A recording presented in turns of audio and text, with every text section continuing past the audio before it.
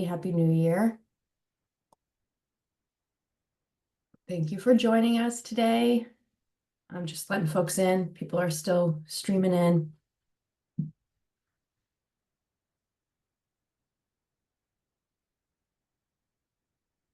Good morning, everyone. I think everyone from the waiting room has been let in, so we're going to get started. As Rita mentioned, we are recording this office hour. It's our the first office hour of exciting. Thank you for joining us. We do have some information to tend to today in regards to all of our title programs, and we appreciate you joining us. 1 second. Go on. Thank you. Great, awesome. We've been getting a lot of questions about all the title funding next year and what's going to happen with the change in administration. We just wanted to give you the information we do have. Unfortunately, it is not not as much as we would hope, but we do expect and anticipate a decrease in general title funding for next year.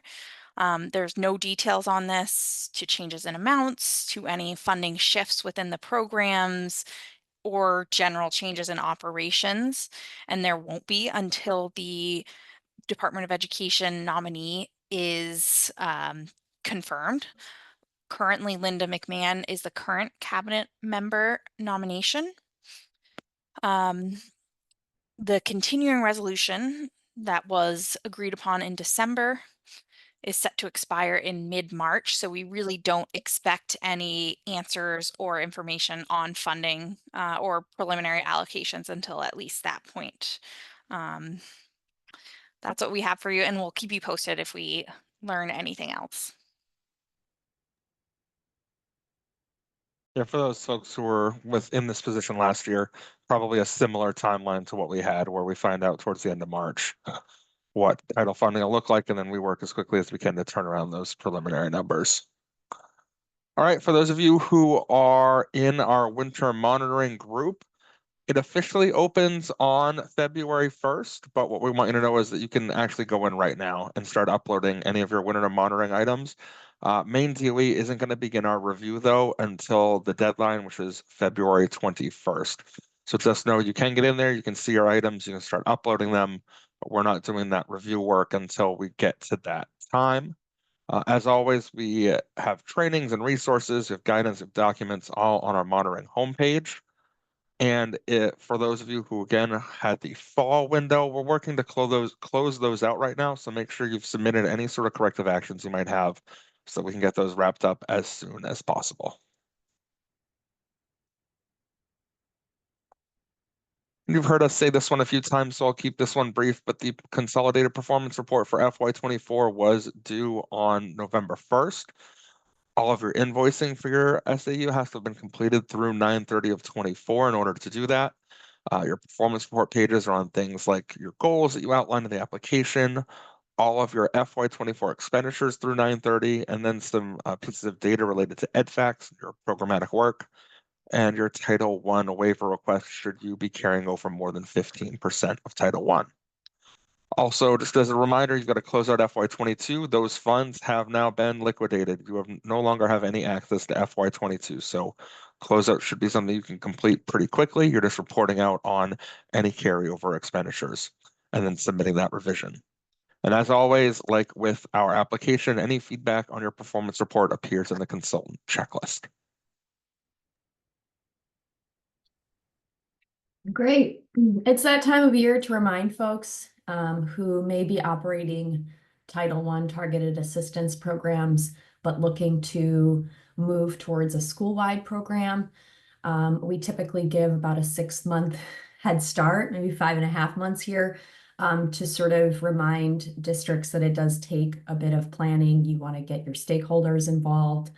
You want to really understand what school-wide is. And so I do recommend meeting with me initially, especially to talk about the documentation required, what the whole reason for turning in that school-wide plan is, the crux of it, as well as the waiver if that's required, and any family engagement policies that are sort of part of this suite of documents that get turned in July 1st. which I just forgot to add on that slide. So I'll do that. And I think it's in the newsletter. And then I review them so that your FY26 can have approvable new school-wide programs. A reminder that you don't need 40% poverty to be a school-wide program. That's where the waiver comes in.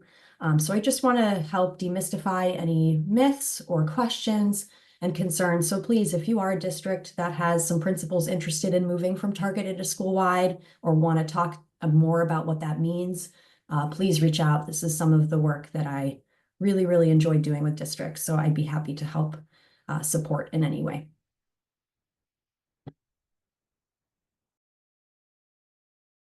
All right, good morning, folks. Just wanted to touch base on the FY26 Title V eligibility. This is for both the federal small rural schools grant as well as the state RLIS grant.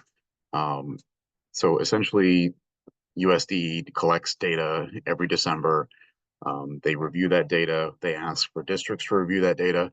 So here we are. I've submitted data on behalf of all districts in Maine. We're going to have that initial eligibility spreadsheet posted up to our website this week. And so we're going to ask districts to go in and just verify your own data. What we'll do is I'll go in and I'll highlight columns that we can make changes to on the data, because there are an awful lot of columns on that spreadsheet that comes from USDE, but there's only a few that we're actually able to modify. Specifically, I always get questions on the poverty percentage column, and unfortunately that data is or comes directly from the Census Bureau, and that is the SAPI data, or small area income poverty estimates. So if that data doesn't sit well with you, try to encourage your community members to fill out the American Community Survey. That's where about 75% of the data comes from for the SAPI data. I did have some extensive conversations with folks from the Census Bureau about that, trying to understand how those numbers come about and see if there's a way that we can help increase those numbers to be more accurate based on what we see every day in our communities. So we're going to ask folks to go ahead and review that data. If you find that there's an inaccuracy or an update that needs to be made, please reach out to myself via email, so I've got it in writing. And we'll go ahead and make that correction and get it posted to the master eligibility spreadsheet.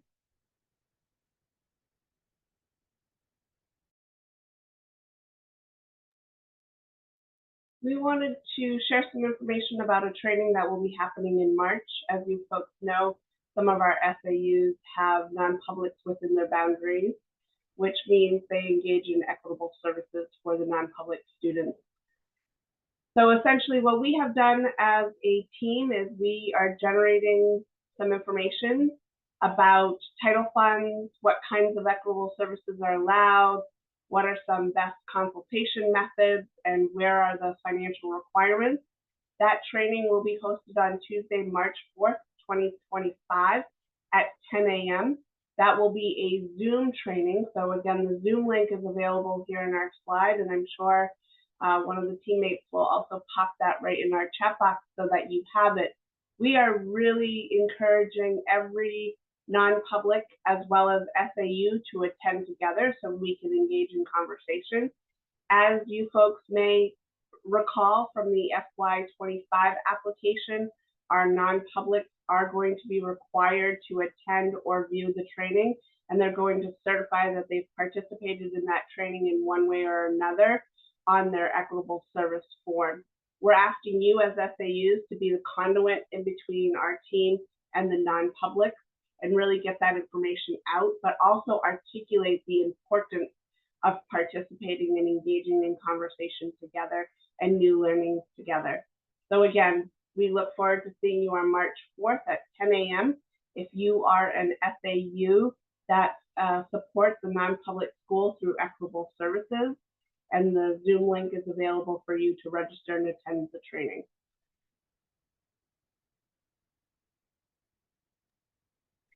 Hi, good morning, everyone. This is a reminder that the Federal Fiscal Office hours will resume on a quarterly basis for this calendar year. Our first office hour is January 23rd.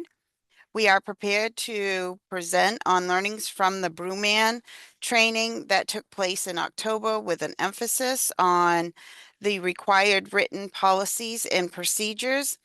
As always, there will be time for fiscal questions regarding anything that you would like to have answered. FY24 invoicing.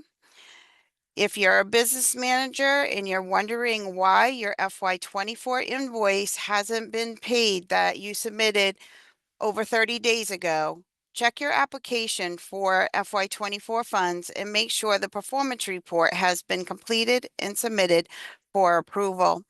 FY24 invoices that have a service period beginning 10/1/24 and beyond will not be approved for payment until the FY24 performance report is approved.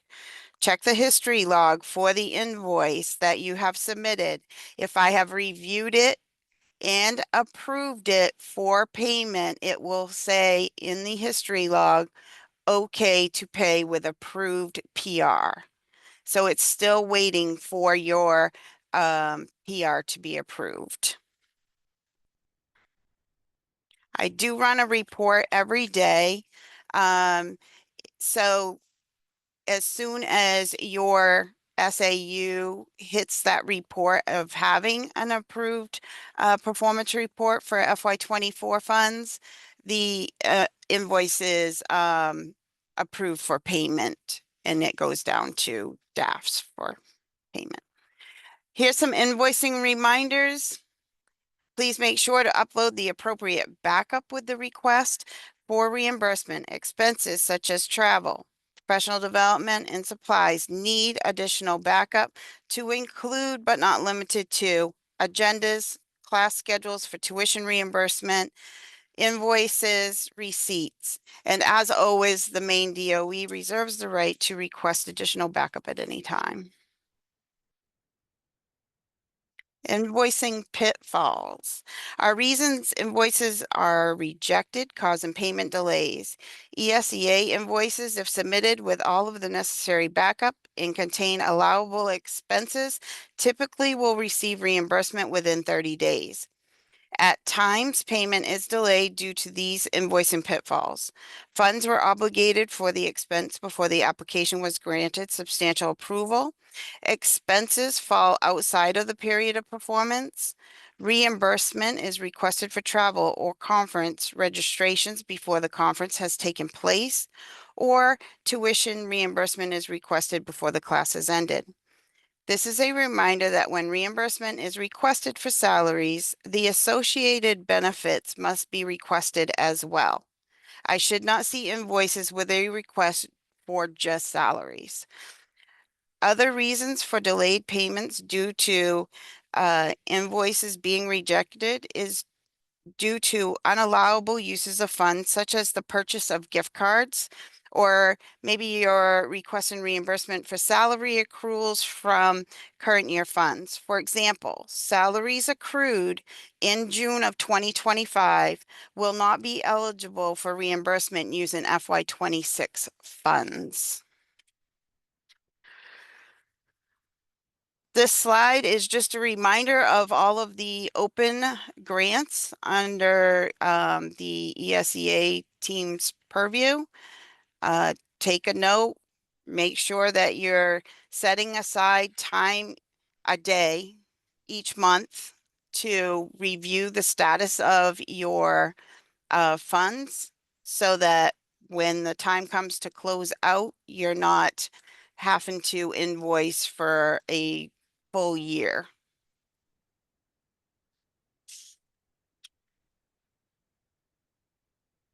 We also wanted to take a brief opportunity this morning to remind everybody about the department's professional development calendar, which I will link here in chat.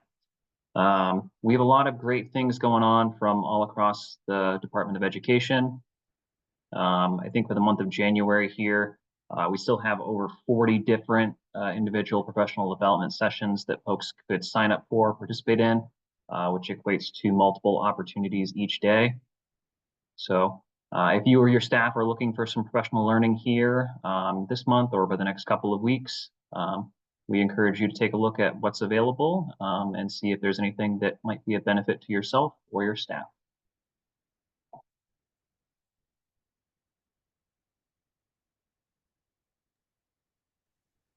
As always, the ESEA team is here to support you. So here are the contact individuals and their emails. We're going to take a quick moment to open up the floor. Be sure all the questions in the chat box have been responded to, but also encourage you to unmute yourself and ask any questions or follow-up items that you would like more information about.